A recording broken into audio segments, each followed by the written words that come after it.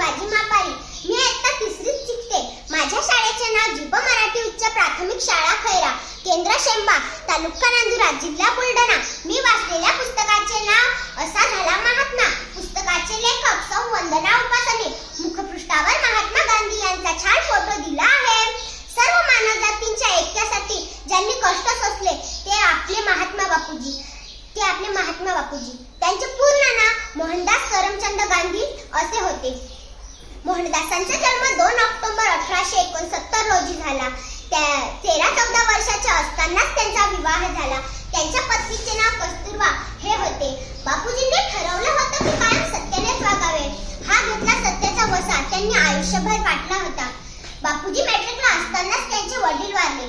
त्यांनी वकिलीचे शिक्षण घेण्यासाठी इंग्लंडला जावे असे त्यांच्या घरच्यांचे मत होते, म्हणून ते इंग्लंडला गेले. तेथे जाऊन त्यांना अनेक गोष्टी शिकण्यासाठी मिळाल्या. त्यांनी बायबल वाचून काढले.